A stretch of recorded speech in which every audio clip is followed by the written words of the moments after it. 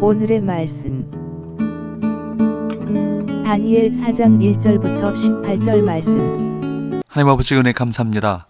올해 이 아침에도 하나님 앞에 나와 말씀과 기도로 하루를 한 주를 시작하게 하시니 감사합니다. 오늘 하루도 주님과 동행하는 하루가 되게 하시고 이 시간 우리 모두에게 성령을 통해 하나님의 음성을 들려주옵소서. 예수님의 이름으로 기도합니다. 아멘. 할렐루야. 성원교회 성도 여러분, 한 주를 시작하는 월요일입니다. 하나님의 은혜와 평강이 여러분 삶 가운데 넘쳐나길 축원합니다. 오늘 우리에게 주시는 하나님의 말씀은 다니엘서 4장 1절에서 18절 말씀입니다. 4장은 공포문 형식으로 되어 있습니다. 1절에서 3절에서 느부갓네살 왕은 하나님에 대해 선포합니다. 느부갓네살 왕은 다니엘의 꿈 해석과 다니엘의 세 친구가 경험한 풀무불 사건을 통해 2절 말씀과 같이 지극히 높으신 하나님의 권세를 깨달았습니다. 그는 뭐라고 고백합니까?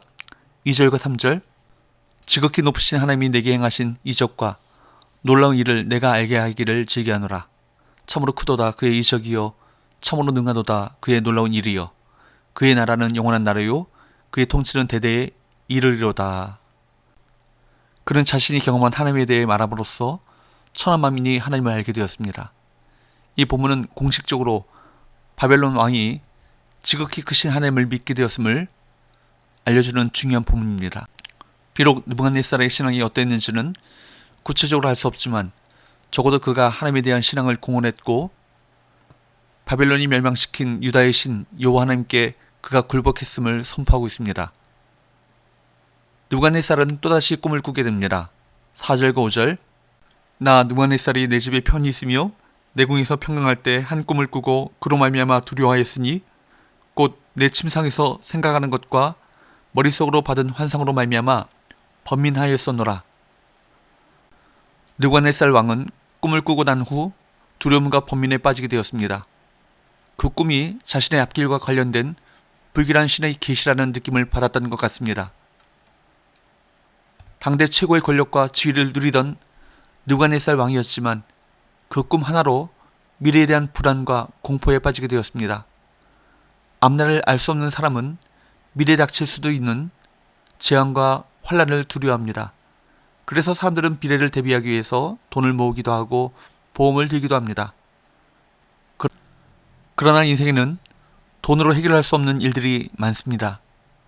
느부갓네살 왕같이 막강한 권력을 물론이고 엄청난 재물을 가진 사람도 미래에 대한 불안과 범인에 휩싸이는 모습에서 어쩔 수 없는 인간의 연약함이 보입니다. 이 문제는 세상의 어떤 것으로도 해결할 수 없으며 오직 하나님만을 믿고 의지함으로 극복할 수 있습니다. 성도는 믿음 안에서 미래에 대한 불안과 공포의 문제를 극복하고 하나님의 자녀로서 담대한 마음과 자세를 가지고 살아야 합니다. 두려움에 빠진 느부갓네살 왕은 6절과 7절 말씀에 보면 바벨론의 모든 지혜자들을 불러다가 꿈을 말하고 해석을 해달라고 했지만 그 어떤 지혜자도 술사도 해석할 수 없었습니다. 세상 사람들은 불안한 미래를 알고 재앙을 피하기 위해 점쟁이나 무당을 의지합니다. 불안한 마음이 우상숭배로 이어지는 것입니다. 그러나 이는 사탄의 계략일 뿐 문제를 해결해주지 못합니다. 인생에서 겪는 문제의 근본은 죄이기 때문에 우상숭배를 통해 인생의 문제를 해결할 수 없는 것입니다. 하나님의 구속 은혜 안에서만 사람은 근본적인 불안과 공포의 문제를 해결할 수 있습니다. 느부갓네살 왕은 바벨론의 지혜자 중 아무도 꿈의 의미를 알려주지 못하자 그들이 섬기는 우상에 대해 실망했습니다. 그래서 그는 하나님의 사람인 다니엘을 찾습니다. 성도는 헛된 우상을 의지하는 사람들과 달리 만물의 주관자이신 하나님을 의지함으로 인생의 답을 찾아야 합니다. 8절, 그 후에 다니엘이 내 앞에 들어왔으니 그는 내 신의 이름을 따라 벨드사살이라 이름한 자요, 그의 안에는 거룩한 신들의 영이 있는 자라. 내가 그에게 꿈을 말하여 이르되, 이방 왕이 볼 때에도 다니엘은 남달랐습니다. 그래서 그의 안에는 거룩한 신들의 영이 있는 자라고 평가를 하고 있습니다.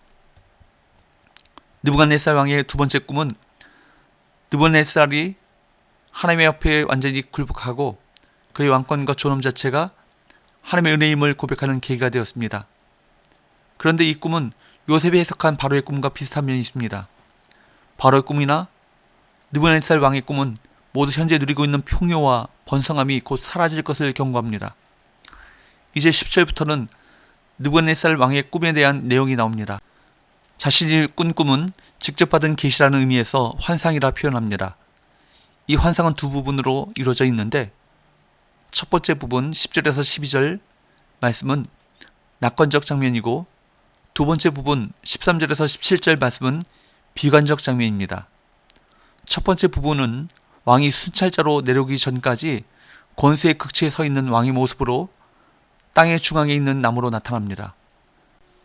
왕의 위치가 세상의 중심이라는 말은 하나님이 세상을 다스리는 권위를 왕에게 부여하신다는 뜻입니다. 그의 권세의 극치는 높이와 풍성함으로 표현됩니다. 먼저 나무의 높이에 대해서는 꼭대기가 하늘에 닿고 땅끝에서도 그 모양을 볼 수 있을 정도였다고 말합니다. 나무의 풍성함에 대해서는 잎사귀가 아름답고 열매가 많아서 우주에 존재하는 모든 생물을 품을 수 있다고 말합니다. 이렇듯 세상의 중앙에 있는 나무는 세상의 중심으로 모든 세상을 품을 수 있을 만큼 풍성했습니다. 그런데 꿈의 두 번째 부분은 13절에 또 본즉으로 시작되는 비관적 부분입니다. 한 순찰자, 한 거룩한 자가 나타나 그 나무를 베어 그루터기만 남기고 모든 짐승을 내쫓고 그루터기를 쇠와 줄로 묶어 들짐승들과 거하게 하며 짐승의 마음으로 7대를 지내게 하신다는 것입니다. 이것은 사실 모든 풍요와 지위가 사라짐을 보여줍니다. 18절에서 느부갓네살은 다니엘에게 꿈 해석을 요청하고 있지만 이미 17절에서 그가 꿈에 들은 말 자체가 꿈의 의미를 분명하게 제시하고 있습니다. 느부갓네살이 바벨론의 왕이 된 것도 하나님이 허락하셨기 때문에 가능한 것이며 하나님이 원하신다면 언제라도 왕권을 빼앗을 수 있음을 이 꿈이 말해주고 있습니다. 우리가 살아가는 세상도 마찬가지입니다. 모든 권력과 지위와 재물은 모두 하나님께서 주신 것이며 언제라도 하나님께서 빼앗으실 수 있는 것들에 불과합니다. 그러므로 우리는 세상을 부러워하거나 사람들의 주장을 따를 것이 아니라 그 모든 것을 주신 하나님을 섬겨야 합니다. 사랑하는 여러분, 세상 권력이 교회보다 훨씬 더 크고 세상의 가치관이 성경의 가치관보다 훨씬 더 강하게 느껴지곤 합니다. 하지만 우리는 세상을 다스리시는 하나님을 바라볼 수 있어야 합니다. 바벨론 왕은 강력한 통치자였지만 하나님의 권능 앞에 꼼짝 못했다는 사실을 기억하며 주님이 우리를 지키심으로 그 무엇도 두려워하지 마시고 하나님의 백성으로 당당하게 살아가시길 바랍니다. 기도합시다. 하나님 아버지, 성령의 지혜를 받고 살기보다 인간적인 방법과 나의 머리를 의지하고 살았던 것을 회개합니다. 정확한 말씀을 가지고 살기보다 내 생각과 세상 경험을 가지고 살았던 것을 회개합니다. 성령의 인도하심을 따라 살아가게 하시고 성령의 충만함으로 겸손과 섬김과 깨우침의 삶을 살아갈 수 있도록 우리를 은혜를 베풀어 주옵소서. 예수의 거룩하신 이름으로 기도합니다. 아멘.